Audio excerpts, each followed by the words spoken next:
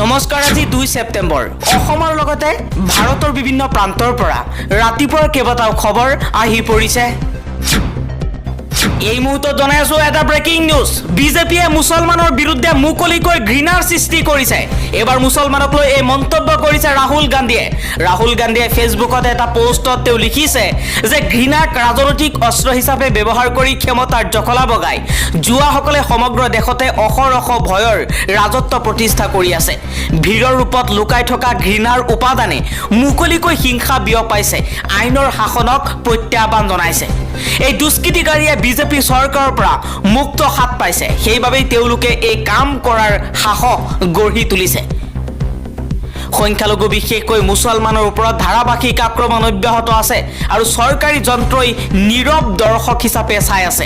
এনে অশান্ত উপাদানৰ বিৰুদ্ধে কঠোৰতম ব্যৱস্থা গ্ৰহণ কৰি আইনৰ শাসন প্ৰতিষ্ঠা কৰিব লাগে বুলি মন্তব্য কৰিছে ৰাহুল গান্ধীয়ে। ভাৰতৰ ঐক্য আৰু ভাৰতৰ জনসাধাৰণৰ অধিকাৰৰ ওপৰত যিকোনো আক্ৰমণ সংবিধানৰ ওপৰত কৰা আক্ৰমণ যিটো আমি একেবাৰে সহ্য নকৰোঁ। বিজেপিয়ে যিমানেই চেষ্টা নকৰক কিয় আমি যিকোনো মূল্যৰ বিনিময়ত ঘৃণাৰ বিৰুদ্ধে ভাৰতক একত্ৰিত কৰাৰ এই ঐতিহাসিক যুদ্ধত জয়ী হ'ম বুলি মন্তব্য কৰিছে ৰাহুল গান্ধীয়ে। ৰাহুল গান্ধীয়ে লগতে দুটা ফটো শ্বেয়াৰ কৰিছে।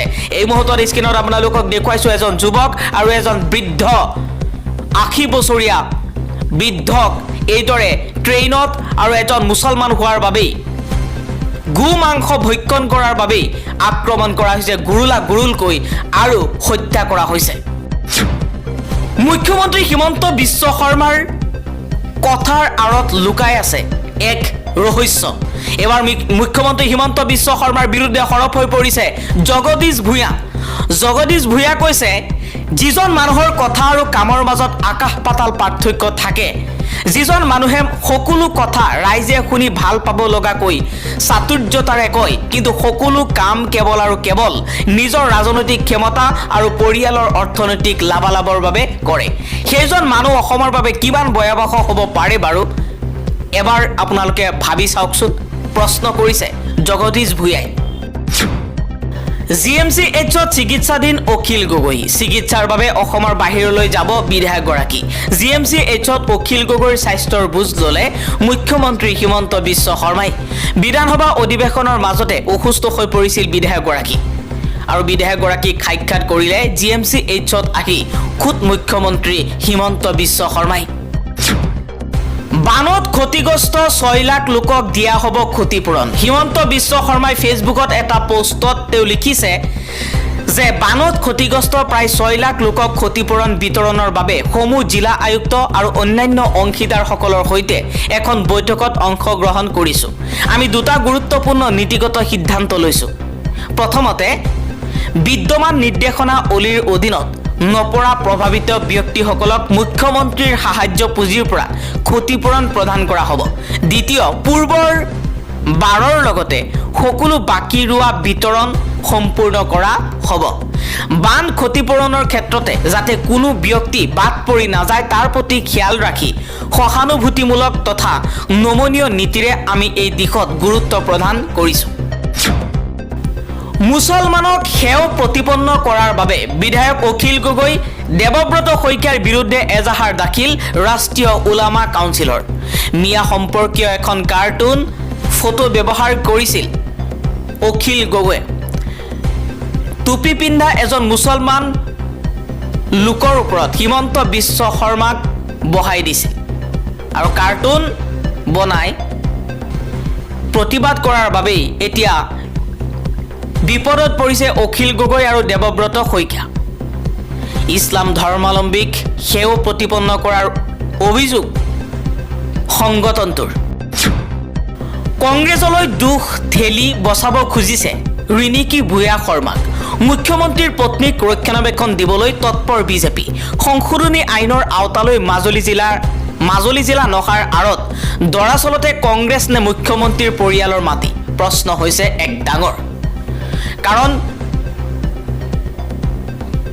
মাজুলী জিলা সংশোধনী আইনৰ আওতালৈ নাহিল, কাৰণ মাজুলী জিলাত প্ৰায় 18 বিঘা চাৰিকটা মাটি হিমন্ত বিশ্ব শৰ্মাৰ পত্নী ৰিণিকী ভূঞা শৰ্মা আৰু তেওঁৰ পুত্ৰৰ নামত কিনাৰ পাছতেই এই প্ৰশ্ন উত্থাপন হৈছে ফেচবুকত শাহ আলমৰ এটা পোষ্টে সমাদৰ লাভ কৰিছে শাহ আলমে ফেচবুকত তেওঁৰ পোষ্টত তেওঁ লিখিছে যে ৰাজ্যৰ 100% কৃষিভূমিত জলসিঞ্চন ব্যৱস্থা কৰিবলৈ 2047 চনলৈ লক্ষ্য স্থিৰ কৰা হৈছে এতিয়া এই সংখ্যা 10% নহয় কৃষি প্ৰধান ৰাজ্য অথচ এই অৱস্থা মিয়া অসমীয়া হিন্দু মুছলমান এই বিষয়সমূহৰ পৰা আখৰি লৈ অকণমান এই গুৰুত্বপূৰ্ণ বিষয়বোৰ আমি চৰ্চাৰ মাজলৈ অনাটো ৰাজ্যৰ বাবে মংগলজনক ইয়াৰ বাবে কংগ্ৰেছ বিজেপি অগপৰ আটাইবোৰ চৰকাৰী সমানে দায়ী অসম বিধানসভাৰ পৰা নামাজ বিৰতিৰ বিলুপ্তিকৰণ কৰাৰ পাছতেই হিমন্ত বিশ্ব শৰ্মা সমালোচনাৰ সন্মুখীন হ'বলগীয়া হৈছে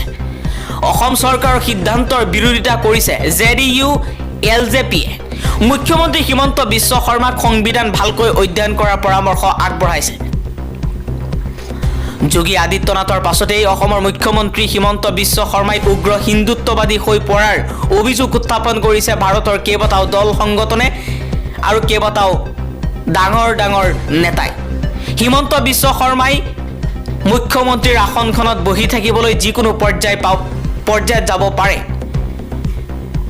উত্তৰ প্ৰদেশৰ মুখ্যমন্ত্ৰী যোগী আদিত্যনাথৰ দৰে এইবাৰ উগ্ৰ হিন্দুত্ববাদী ৰাজনীতি আৰম্ভ কৰিছে হিমন্ত বিশ্ব শৰ্মাই অসমৰ বিধানসভাৰ নামাজৰ শুকুৰবৰীয়া নামাজৰ বিৰতিৰ বিলুপ্তিকৰণ কৰি অসমৰ এছাম মানুহক হেয় প্ৰতিপন্ন কৰিবলৈ চেষ্টা কৰিছে হিমন্ত বিশ্ব শৰ্মাৰ বিৰুদ্ধে ৰাষ্ট্ৰীয় পৰ্যায়ত এতিয়া সমালোচনাৰ এক নতুন অধ্যায় আৰম্ভ হৈছে বিভিন্ন ধৰণৰ নেতাই কৈছে যে হিমন্ত বিশ্ব শৰ্মাই উগ্ৰ হিন্দুত্ববাদী দেখুৱাই হিন্দু মুছলমানৰ মাজত এক নতুন সাম্প্ৰদায়িক হিংসাৰ বীজ ৰোপণ কৰিবলৈ চেষ্টা কৰিছে ভূপেন কুমাৰ বৰা অখিল গগৈ আৰু গৌৰৱ গগৈৰ বিৰুদ্ধে সৰব হৈ পৰিছে পীযুষ হাজৰিকাই ফেচবুকত এটা পোষ্টত তেওঁ লিখিছে দলীয় অনুগত্য নিৰ্বিশেষে যদি কোনো নেতা বা ব্যক্তিয়ে ভূপেন বৰা অখিল গগৈ গৌৰৱ গগৈৰ বিৰুদ্ধে অসম তথা উত্তৰ পূবৰ যিকোনো লোককে